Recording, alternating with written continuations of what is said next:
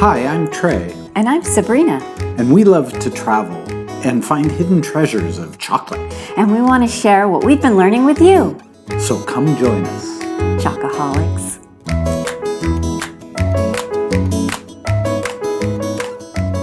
Sabrina? Hi, Trey. Hey, this was a fun little jaunt. Yep, we are doing some business up here in Bellingham at the Opus Theater, and there happens to be a chocolate shop right Just around the corner, then we couldn't help ourselves, so yeah. Chocolate Necessities, and we just had a great conversation with a guy named Jupiter, Right?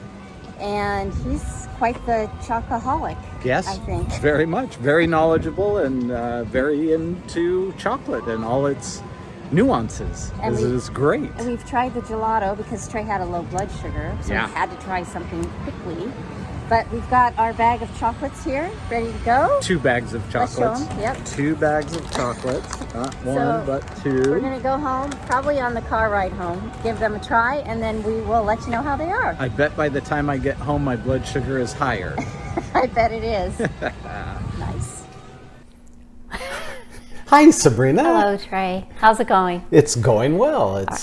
Well, we're filming in October, right? October 28th, which is... National Chocolate Day. Thank you, Carrie Hardy, Yes. for reminding us. Next year we'll celebrate with gifts for all of our friends, chocolate gifts. Well, this is a chocolate gift. Oh, thank That's you. what we're producing right Okay. now is a Yes. chocolate gift. And yesterday we were at Chocolate Necessities in Bellingham, Washington. Yeah, that was a neat little trip. It was kind of we went up there for work, and right around the corner was this chocolate shop, Yeah. so we stopped in. And we met Jupiter. Jupiter. I And mean, thank you, Mom and Dad, for giving them that cool name. yeah, very eloquent in speech and had ideas and was very knowledgeable about chocolate. It was a good experience. Yeah, he was into it for sure. Yeah, and taught, and he had time to converse and was willing to converse. It was a great time. It was. I loved it. Cute shop. They had nice little eating area. Uh-huh. And I can't forget to talk about The gelato. it was quite good. Right. You know, right. my friend. I went in, I'm the diabetic, and I Yeah. went in with a low blood sugar, and Yeah. that's a great place to go when you have a low blood sugar, is go into the gelato shop. It was comparable to what I've had in Europe, so I'm taking Diane there. Oh, which, by the way, she just got back from a European trip and she brought us some really delicious chocolate. Okay. And we encourage all of our friends to do this. To go to Europe and bring us chocolate. Yes, back. or anyone actually just watching this video. Yeah. Wherever you're at, just send us chocolate. We'll be okay with you. Yeah, and there's something like you tried it. Oh yeah, it was good. I know. Yeah, It was good. really good. Yep. Okay, but this. But we're not talking about Diane's trip. No. We're talking about our trip. And the chocolate they use at Chocolate Necessities, actually, they import it from Europe. Yes, they do, from Belgium. Belgium, thank you. You're They're welcome. using the Callebaut chocolate, which is super famous, and so interesting to go to their website because they're doing all the whole. Single origin. Yes. And yeah.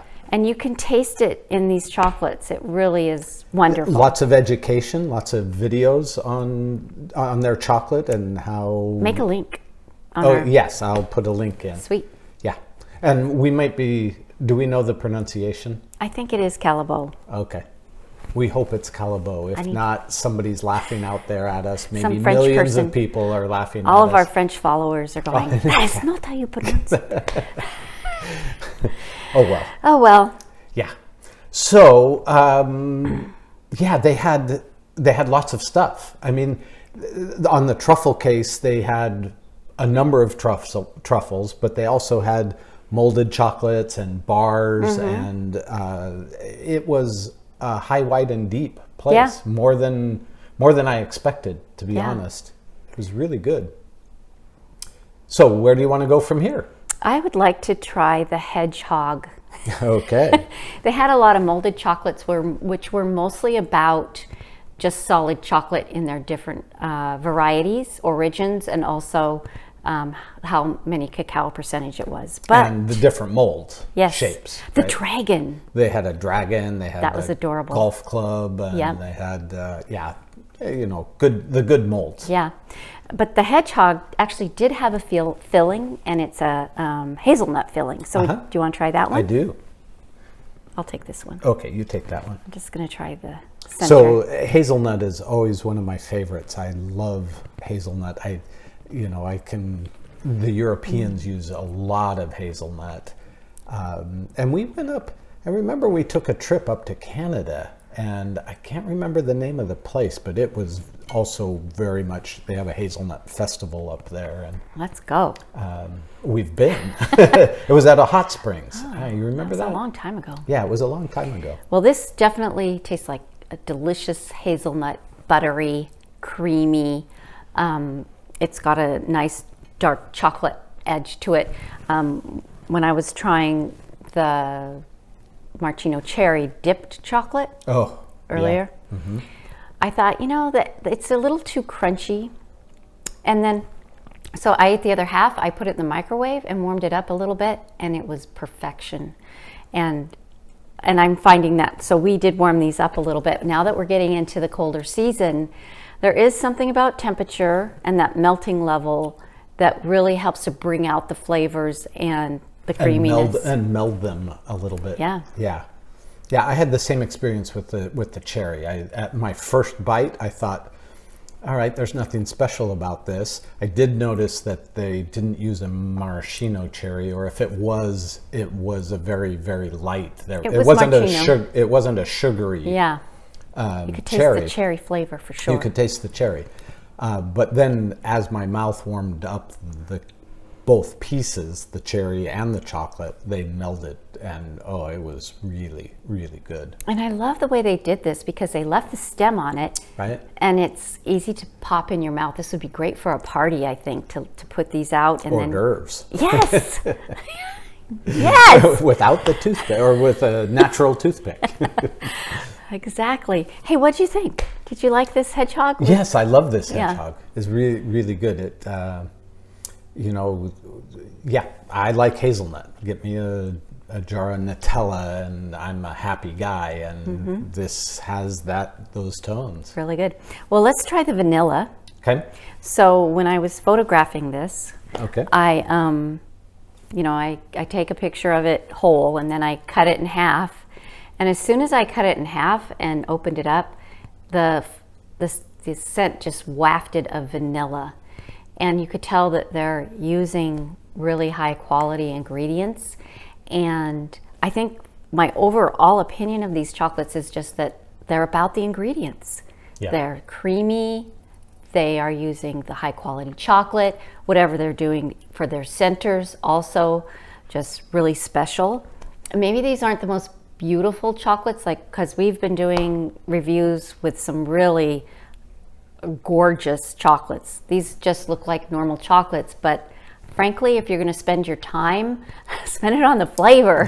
Yeah, I agree. And what'd you think of this vanilla? I tried this earlier. I like it. It kind of comes up all the way from my chest, right? I can feel vanilla all the way up, and I like that a lot. Comes through the back of my palate, up through my nose, and And how about that texture? Creamy, smooth. Creamy. Yeah, love it. Yeah, I agree with you that we've reviewed chocolates that certainly are prettier, right? Just drop dead gorgeous. But if you're going to come up short anyway, shape or how, spend all your time on the flavors, and I think they have. I do too. Now, the caramel was quite a surprise for me. Right, I didn't expect the flavors out of the caramel. Yeah. Did you like the texture? Of which? The caramel. Of the caramel? My personal preference is maybe a little more liquidy. I kind of like it. This was runny though. It was a little bit. It was a little bit runny. I thought you would like it, but anyway. I did like it. Don't say I thought you would like it as if I didn't like it. Well, the flavor to me was butterscotch. Yeah. And so I had to go online and look it up. What's the difference between butterscotch and caramel?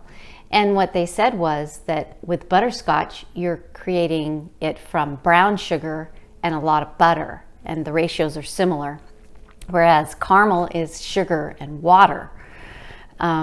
And this is confusing to me because I make, thank you, Amy John, for your recipe for the caramel, but it's brown sugar, butter, and then you add cream, but it tastes like caramel to me. But butterscotch, this is very distinct butterscotch flavor. Yeah. I wonder if the cream being the different piece, maybe the cream mellows it out, maybe right? That's I mean, it. we talk about white chocolate often mellowing out a lot of the flavors. Maybe the cream does that in your caramel recipe. More research needed. Yes. Oh, somebody's got to do it. But we're always learning and just loving this whole process. Yeah.